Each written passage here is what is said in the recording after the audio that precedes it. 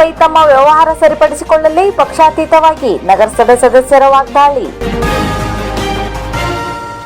ಇಲ್ಲಿನ ನಗರಸಭೆ ಸದಸ್ಯರ ಕುರಿತು ಜೆಡಿಎಸ್ ಮುಖಂಡ ಉಪೇಂದ್ರ ಪೈ ಮಾಡಿದ್ದ ಟೀಕೆಗೆ ಕಾಂಗ್ರೆಸ್ ಬಿಜೆಪಿ ಹೀಗೆ ಪಕ್ಷಾತೀತವಾಗಿ ಎಲ್ಲಾ ಸದಸ್ಯರು ಒಟ್ಟಾಗಿ ವಿರೋಧ ವ್ಯಕ್ತಪಡಿಸಿದ್ದು, ಅಕ್ರಮವಾಗಿ ಕಟ್ಟಡ ನಿರ್ಮಿಸಿರುವ ಉಪೇಂದ್ರ ಪೈ ಮೊದಲು ತಮ್ಮ ವ್ಯವಹಾರ ಸರಿಪಡಿಸಿಕೊಳ್ಳಲಿ ಎಂದು ಹೇಳಿದ್ದಾರೆ. ಇತ್ತೀಚೆಗೆ ಉಪೇಂದ್ರ ಪೈ ಸುದ್ದಿಗೋಷ್ಠಿ ನಡೆಸಿ ನಗರಸಭೆಯ ಸದಸ್ಯರು ಭ್ರಷ್ಟಾಚಾರದಲ್ಲಿ ತೊಡಗಿಕೊಂಡಿದ್ದಾರೆ. ರಾತ್ರಿ 6-7 ಗಂಟೆ ನಂತರ ನಗರಸಭೆಗೆ ಹೋಗಿ ಕೆಲಸ ಮಾಡುತ್ತಾರೆ, ಫಾರ್ಮ್ ನಂಬರ್ 3 ಮಾಡಿಕೊಳ್ಳಲು ಹಣ ಪಡೆಯುತ್ತಾರೆ ಸೇರಿದಂತೆ ಇನ್ನಿತರ ಟೀಕೆ ಮಾಡಿದರು. ಇದರಿಂದ ಈ ಕುರಿತು ನಗರಸಭೆಯಲ್ಲಿ ಶುಕ್ರವಾರ ಬಹುತೇಕ ಎಲ್ಲಾ ಸದಸ್ಯರು ಒಗ್ಗಟ್ಟಾಗಿ ಸುದ್ದಿಗಾರರೊಂದಿಗೆ ಮಾತನಾಡಿ ಪೈ ಹೇಳಿಕೆಯನ್ನು ಖಂಡಿಸಿದರು. ಮಾಜಿ ಅಧ್ಯಕ್ಷ ಗಣಪತಿ ನಾಯ್ಕ್ ಮಾತನಾಡಿ, ಉಪೇಂದ್ರ ಪೈ ಅವರ ಹೇಳಿಕೆಯನ್ನು ನಾವೆಲ್ಲರೂ ಖಂಡಿಸುತ್ತೇವೆ. ಯಾರೂ ಸಹ ವೈಯಕ್ತಿಕ ಕೆಲಸಗಳಿಗಾಗಿ ನಗರಸಭೆಗೆ ಬರುವುದಿಲ್ಲ. ಫಾರ್ಮ್ ನಂಬರ್ 3 ವಿಷಯದಲ್ಲಿ ಯಾವ ಸದಸ್ಯರು ಮೂಗು ತೂರಿಸುವುದಿಲ್ಲ. ಇಲ್ಲಿ ಜನರಿಗಾಗಿ ಸದಸ್ಯರು ಸಾಮಾಜಿಕ ಕೆಲಸ ಮಾಡುತ್ತಾರೆ. ಅನಿವಾರ್ಯತೆ ಇದ್ದಾಗ ಸಂಜೆಯ ವೇಳೆಗೆ ವಾರ್ಡ್ನ ಕೆಲಸಗಳಿಗಾಗಿ ಭೇಟಿ ನೀಡುತ್ತಾರೆ. ಯಾರೂ ಸಹ ಭ್ರಷ್ಟಾಚಾರದಲ್ಲಿ ತೊಡಗಿಕೊಂಡಿಲ್ಲ. ಉಪೇಂದ್ರ ಪೈ ಅವರ ಹೇಳಿಕೆ ತಪ್ಪಾಗಿದ್ದು ಅವರು ನಗರಸಭೆ ಸದಸ್ಯರಿಗೆ ಕ್ಷಮೆ ಕೇಳಬೇಕೆಂದು ಆಗ್ರಹಿಸಿದರು.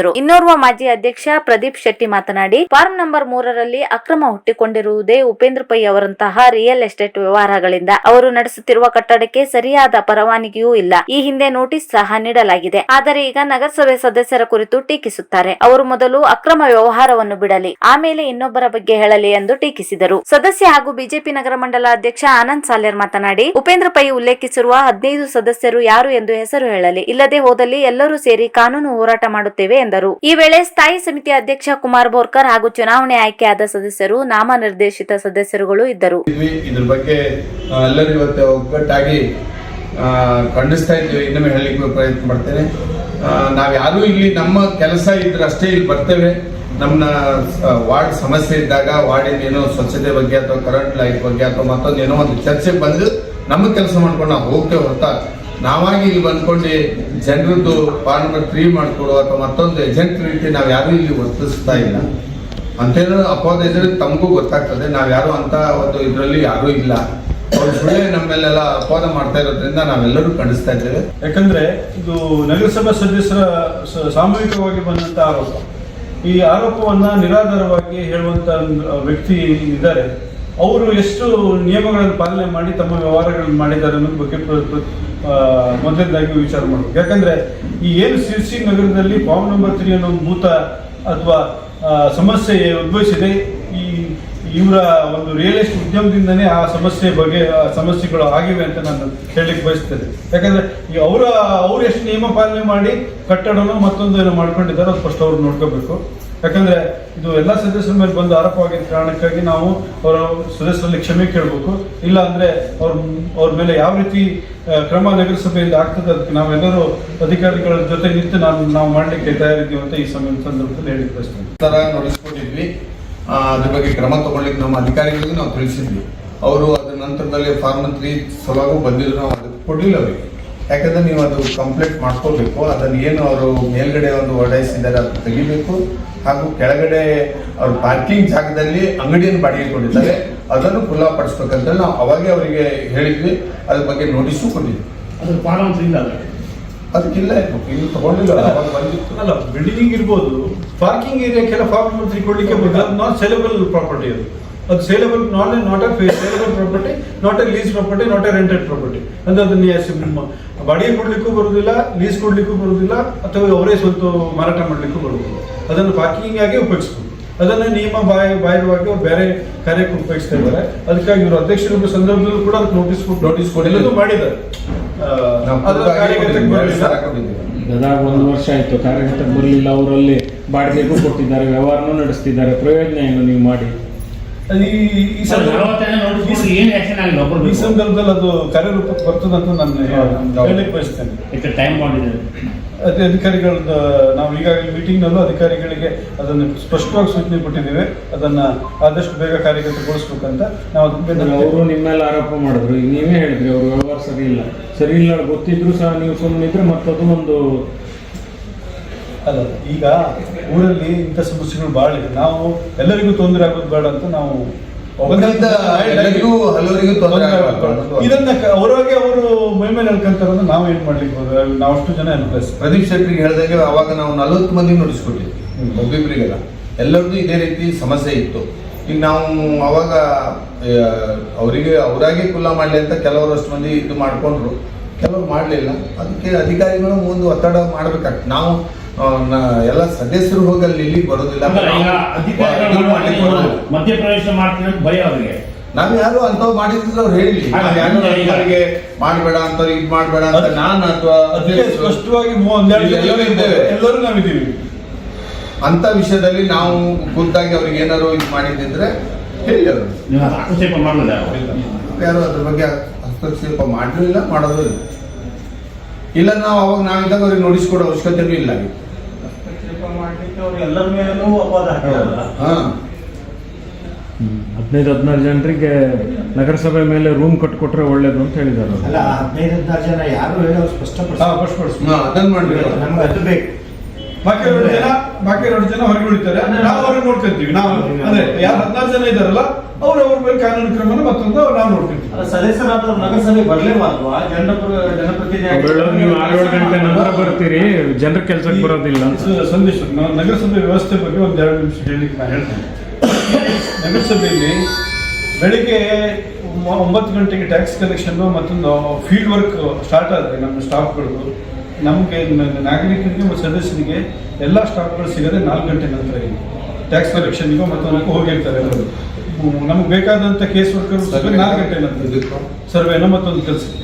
ಆ 4 ಗಂಟೆಯಿಂದ 6 ಗಂಟೆ ಅಂದರೆ 2 ತಾಸು. ನಮ್ಗೆ 2 ತಾಸು ಕೆಲಸ, 2 ತಾಸು ಒಂದು ಕೆಲಸ ಮಾಡಿಸ್ಕೊಳ್ಳಿಕ್ಕೆ ಮತ್ತೊಂಡ್ಲಿಕ್ಕೆ ಆಗುದಿಲ್ವಾ? ಅಥವಾ ನಾವೇ 4 ಗಂಟೆಗೆ ಬರೋಕ್ಕಾಗಲ್ಲ, ನಮ್ಗೆ 5 ಗಂಟೆ ಬರ್ತೀವಿ. ಇವರು ಆ ಟೈಮ್ ಹೇಳ್ಕೊಡೋರು ಯಾರು? ನೀವು ಇನ್ನೇನು 5-5:30 ತನ ಆಫೀಸ್ ಡ್ಯೂಟಿ, 4 ಗಂಟೆಗೆ ಹೋದ್ರೆ ಹೇಳಿ ಅವರು ಜಾಸ್ತಿ ಕೆಲಸ ಮಾಡಿದ್ರು ಇವ್ರ ಅದಕ್ಕೆ 7:30 ಮಟನೂ ಕೆಲಸ ಮಾಡ್ತಾರೆ. ಅದನ್ನ ಮೊನ್ನೆನೋ NOC ಕೊಡಬೇಕಾಗಿತ್ತು. ಯಾವುದು ಬೆಲ್ಕಿ ಬಲಿಂದಲ್ಲ, ಸುಮಾರು ಫೈಲ್ ಇತ್ತು, ಒಂದು 50 ಫೈಲ್ ಇತ್ತು. ಜನಸ್ಪಂದನ ಸಭೆ ಇತ್ತಲ್ಲ, ಅವಾಗ ನಾಳಿನ ದಿವಸ ಬೆಳಗ್ಗೆನೆ ಕಮಿಷನರ್ ಅವರೆಲ್ಲ ಅಧಿಕಾರಿಗಳೆಲ್ಲ ಕಾರವಾರ ಹೋಗೋದು ಬಿಟ್ಟು ರಾತ್ರಿ 9 ಗಂಟೆಗೆ ಬಂದು ಪಾಪ ಅವ್ರಿಗೆ ತ್ರಾಸ ಆಗ್ಬಾರ್ದು ಅನ್ನೋದು ಒಂದು 50 ಫೈಲಿಗೆ ಕಮಿಷನರ್ ಸಿಗ್ನೇಚರ್ ಮಾಡಿಕೊಟ್ಟು ಹೋಗ್ಯಾರ. ಅದು ನೋಡ್ಕೊಂಡು ಇದು ಮಾಡಿದ್ರೆ ಮಾಡಬಾರ್ದು. ನಿನ್ನೆ ಅದಕ್ಕಾಗಿ ಒಳ್ಳೆ ಕಡೆ 5:30 ಪಟ್ಟಾಕಿಟ್ಟು ಹೋಗ್ಬಿಟ್ಟ ನೀವು ಹೋಗ್ಬಿಟ್ಟು 5:30. ಈಗ ಸಾರ್ವಜನಿಕರು ಏನಾಗ್ತದೆ, ಈಗ ಅವರು ಹೇಳ್ದಾಗೆ ಬೆಳಗ್ಗೆ ಈಗ ಇಂಜಿನಿಯರ್ಸು ಹಾಗೆ ಆಗ್ತದೆ, ಎಲ್ಲ ಅವ್ರವರು ವಾರ್ಡಿಗೆ ಹೋಗ್ಬಿಡ್ತಾರೆ. ಬಿಲ್ ಕಲೆಕ್ಟ್ರು ಅವ್ರವ್ರ ಕಲೆಕ್ಷನ್ ಹೋಗ್ತಾರೆ. ಯಾರು ಸಿಗೋದಿಲ್ಲ 3 ಗಂಟೆ ಮೇಲೆ ಅವ್ರು ಊಟ ಮಾಡಿ ಬಂದ ಅದ್ರ ನಂತರ ಪಾಪ ಈ ಜನರು ಬರಬೇಕು. ಬಂದಾಗ 1 ತಾಸು 2 ತಾಸು ಹೆಚ್ಚು ಕಮ್ಮಿ ಆಗ್ತದೆ. ಅದಕ್ಕೆ ನಾವು 6 ಗಂಟೆ 7 ಗಂಟೆ ತನಕ ಕೆಲಸ ಮಾಡಿದ್ರು ಅಂತ ಹೇಳಿ ನಾವು ಇದು ಮಾಡಿದ್ವಿ. ಹೆಚ್ಚಿಗೆ ಕೆಲಸ ಮಾಡೋದು ಖುಷಿ ಪಡ್ಬೇಕು. ಅದು ಬಿಟ್ಕೊಂಡು ಈ ರೀತಿ ಸುಳ್ಳು ಅಪವಾದ ಮಾಡೋದು ಸರಿಯಲ್ಲ ಅನಿಸ್ತದೆ. ಅವರು ಆರೋಪ ಮಾಡಿದ್ರು. ಒಂದ್ ಜೊತೆಗೆ ಈಗ ನೀವು ನಗರಸಭೆ ಸದಸ್ಯರಾಗಿ ಫಾರ್ಮ್ ನಂಬರ್ 3 ಬಗ್ಗೆ ಸಾಕಷ್ಟು ಆರೋಪಗಳು ಕೇಳಿ ಬರ್ತಾ ಇದೆ. ಅದ್ರ ಬಗ್ಗೆ ಆ ಆರೋಪಗಳು ಕಡಿಮೆ ಆಗ್ಲಿಕ್ಕೆ ಅಥವಾ ಇದಕ್ಕೆ ಏನು ನಿಮ್ಮ ಅಭಿಪ್ರಾಯ ಏನು?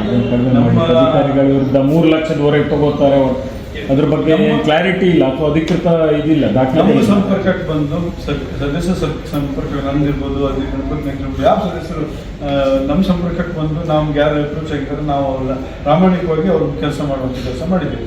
ಕೆಲವೊಂದು ಮೀಡಿಯೇಟರ್ಗಳು ಇದ್ದಾರೆ, ಇಲ್ಲಂತ ಹೇಳೋದು. ಆ ಮೀಡಿಯೇಟರ್ಗಳ ಮುಖಾಂತರ ಬಂದು ಈ ರೀತಿ ವ್ಯವಹಾರಗಳಾಗಿರ್ಬೋದು. ಅದನ್ನು ಮುಂದಿನ ದಿವಸ ಮತ್ತೆ ಅವರು ಸಮಸ್ಯೆ ಇದ್ದದ್ದು ನಮ್ಮ ನಿಜವಾಗೂ ಬರುದಿಲ್ಲ, ಅವರೆಲ್ಲ ಏಜೆಂಟ್ರಿಗೆ ಹೋಗ್ತಾರೆ.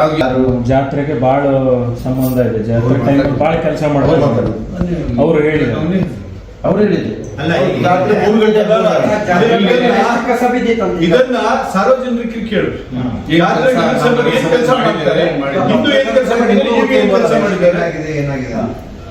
ಕಸ ತೆಗಿಲಿಲ್ಲ ಅಂದ್ರೆ ನೀವು ನೋಡ್ತೀರಿ, ಬೆಳಗ್ಗೆ ನಮ್ಮಲ್ಲಿ 3 ಗಂಟೆದಾಗ ಶುರು ಮಾಡಿದ್ರೆ ಕಸ ತೆಗಿಲಿಲ್ಲ. ಪೂರ್ವವಾಗಿ ಏನು ಕ್ಲೀನ್ ಮಾಡಿದ್ದೇವೆ ನಾವು. ಇದ್ರ ಬಗ್ಗೆ ಬೇರೆ ಜನರಿಗೆ ಹೊರಗಡೆ ಹಂಗಲಿಂದ ಜನರಿಗೆ ಕಳಿಸಿ ಅದು ಕ್ಲೀನ್ ಮಾಡಿದ್ದೇವೆ. ಅವ್ರು ನೋಡಲಿಲ್ಲ. ಹಂಗೆ ನಿಮ್ಗೆ ಗೊತ್ತುಂಟು ಸಿರ್ಸಿನಲ್ಲಿ ಎಷ್ಟು ಕ್ಲೀನ್ ಇದೆ, ಎಷ್ಟು ಸ್ವಚ್ಛವಾಗಿ ನಾವು ಜಾತ್ರೆ ಮಾಡಿದ್ದೇವೆ ಅನ್ನೋದು ಹೊರಗಿನಿಂದ ಬಂದವ್ರು ಹೇಳ್ತಾರೆ. ಅವರೆಲ್ಲ ವಿದೇಶ ಟೂರಿಗೆ ಹೋಗಿದ್ರೆ ಹೇಳ್ತಾರೆ ಜಾತ್ರೆ ಬಂದಂತ. ಬೆಳಗ್ಗೆ 5 ಗಂಟೆಗೆ ಹೋದ್ರೆ ಸ್ವಚ್ಛತೆ ಹಿಡಿದು ಪಾರ್ಕಿಂಗ್ ಹಿಡಿದು ಎಲ್ಲ ಮಾಡ್ಕೊಟ್ರು ನಾವು ನಗರಸಭೆಯವರು. ನಿಜವಾಗಿ ಹೇಳ್ಬೇಕಂದ್ರೆ ಈ ರೀತಿ ಹೇಳಿ.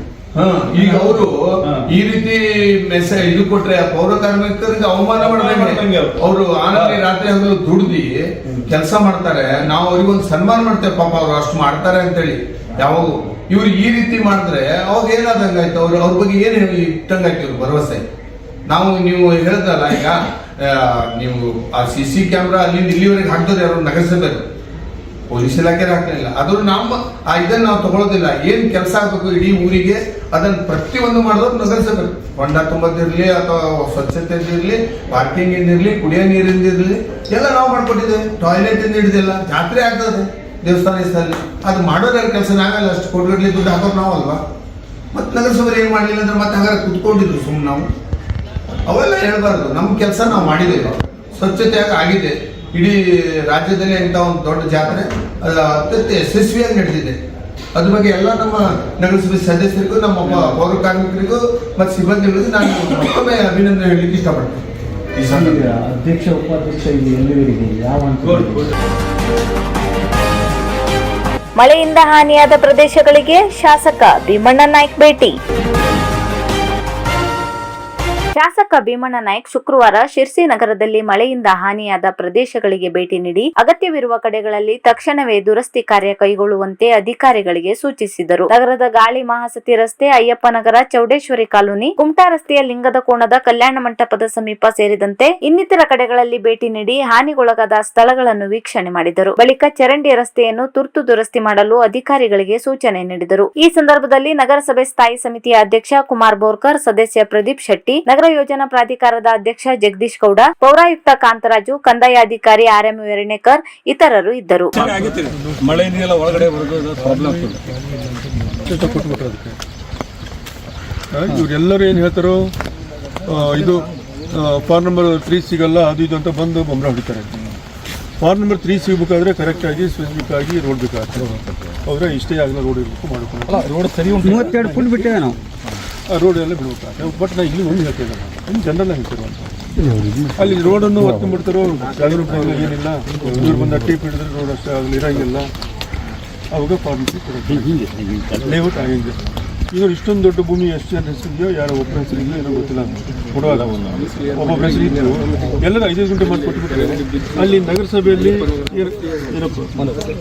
ಏನೈತೆ ಅಲ್ಲಿ ರೋಡು, ಪಾರ್ಕು, CS ಐಟ್ ಅನ್ನೋದು ಒಂದು ಪದ್ಧತಿ ಇದೆ. ಅವನ್ನೆಲ್ಲ ಬಿಟ್ಟಾಗ ಏನಾಗತ್ತೆ ಅಲ್ಲಿ ವಾರ್ಡ್ಗಳು ಭಾಳ ಚೆನ್ನಾಗಿ ನೀಟಾಗಿ ಅಭಿವೃದ್ಧಿ ಆಗ್ತವೆ. ಅಭಿವೃದ್ಧಿಗೆ ನಗರಸಭೆಯವರು ಅಲ್ಲಿ ದುಡ್ಡು ಹಾಕ್ತಾರೆ. ಇಲ್ಲಿ ದುಡ್ಡು ಹಾಕುವಾಗ ನಗರಸಭೆ ದುಡ್ಡು ಹಾಕುವಾಗ ನೀವು ಏನಂತ ಹಾಕ್ತಾರೆ? ಲೇಔಟ್ ಆಗಿದೆಯಾ? ಏನಾಗಿಲ್ಲ, ಆಯಿತು. ಲೇಔಟ್ ಆಗಿದ್ರೂ ಪರವಾಗಿಲ್ಲ, ಅಲ್ಲಿ ಜನಗಳಾದರೂ ಸ್ವಲ್ಪ ಸಹಕಾರ ಬೇಕಲ್ಲ. ರೋಡ್ ನಮ್ಗೆ ಬೇಕೀಗ. ಈಗ ರೋಡ್ ಇಟ್ಬಿಟ್ರೆ ಒಂದೇ ಗಾಡಿ ಹೋಗುತ್ತೆ, ಒಂದು ಗಾಡಿ ಬರುತ್ತೆ, ಇನ್ನೊಂದು ಗಾಡಿ ಬಂದರೆ ಇಲ್ಲ. ಅವ್ರ ಮನೆ ಬೇಕಲ್ಲ ಸರಿಯಾಗಿ ಕಾಂಪೌಂಡ್ ಒಳಗೆ ಹಾಕ್ತಾರೆ ಅಂದರೆ ಕಟ್ ಮಾಡೋದು ಆಗಲ್ಲ. ಬೇರೆ ಕಡೆ ಇಲ್ಲ, ಇಲ್ಲಿ ಚೆನ್ನಾಗಿದೆ, ಬೇರೆ ಕಡೆ ಎಲ್ಲ ಇರುವಂಥದ್ದು. ಈಗ ಅಲ್ಲೇ ನಮ್ಮ ಅಯ್ಯಪ್ಪ ನಗರ ಕೆಳಗಡೆ ನಾವು ನಮ್ಮನೆ ಕೆಳಗಡೆ ಅಲ್ಲಿ ಇದೆ ಅವ್ರು ಏನು ಮಾಡಿಕೊಟ್ಟು ಬಂದ್ಬಿಟ್ರೆ ಆದರೆ ಈಗ ನಗರಸಭೆಯಲ್ಲಿ ಏನಾದ್ರು ಒಂದು ಫುಡ್ ಬಿಟ್ಕೊಡಿ ಅಂದಾಗ ಬಿಟ್ಕೊಟ್ಬಿಟ್ರೆ ಏನಾಗುತ್ತೆ ಅಲ್ಲಿ ರೋಡು ಚರಂಡಿ ಎಲ್ಲ ಚೆನ್ನಾಗಿ ಅಲ್ಲ ಇಲ್ಲಿ ಏನು ಪ್ರಾಬ್ಲಮ್ ಜನರು ಏನು ಸರ್ ರಿಜಿಸ್ಟರ್ ಒಳಗೆ ದಾಖಲೆ ಆಗ್ಬಿಟ್ಟಿದೆ. ನಗರಸಭೆ ತಾಬೆ ಅಂತ ನಮ್ಮ ತಂದೆರು ಯಾವುದು ಇದು 32 ಫೀಟ್ ಅಗಲ ರಸ್ತೆ ನಮ್ಮ ತಂದೆ ರಿಜಿಸ್ಟರ್ ಒಳಗೆ ನಗರಸಭೆ ತಾಬೆ ಅಂತ ಮುಟ್ಟಿರ್ತಾರೆ ರೈಟಿಂಗ್. 30 ಫುಟ್ ರೋಡ್ ಇದೆಯಲ್ಲ, ಇದು 30 ಫುಟ್ ರೋಡನ್ನು ಡೆವಲಪ್ ಮಾಡೋಂಥ ಮಾಡಿದವರಿಗೆ ಏನೇನು ಮಾಡ್ತಾರೆ ಅದನ್ನು. ಇದು ಮಾತ್ರ ಸರ್ ಇದು ರೋಡ್ ಮಾಡಿದ್ರು ಸರ್. ಈ ದಾರಿ ಮಾಡ್ರಿ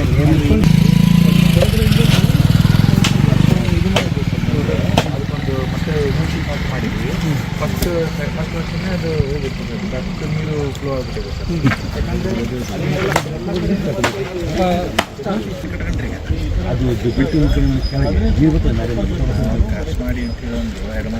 ಆಲ್ರೆಡಿ ಬ್ರಿಟಿಷ್ ಒಳಗೆ ಉಂಟು. ಬೇರೆ ಮ್ಯಾಲ್ ಸೈಡ್ ಮಳೆ ಬಂತು.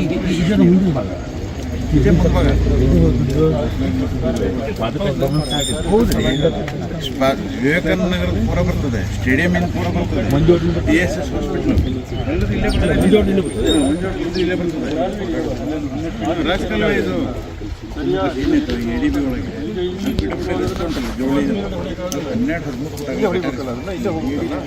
ಮಾಲ್ಕಿ ಜಾಗ ಇದ್ರೂ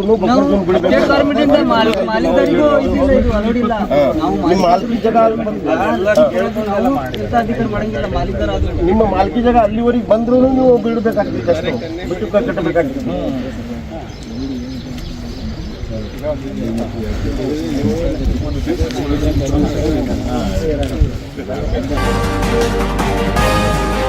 ಡಾಕ್ಟರ್ ಶ್ಯಾಮ್ ಪ್ರಸಾದ್ ಮುಖರ್ಜಿ ಅವರ ಭಾವಚಿತ್ರಕ್ಕೆ ಪುಷ್ಪ ನಮನ ಸಲ್ಲಿಸಿ ವನ ಮಹೋತ್ಸವ ಕಾರ್ಯಕ್ರಮದಲ್ಲಿ ಭಾಗವಹಿಸಿದ ವಿಶ್ವೇಶ್ವರ ಹೆಗಡೆ ಕಾಗೇರಿ.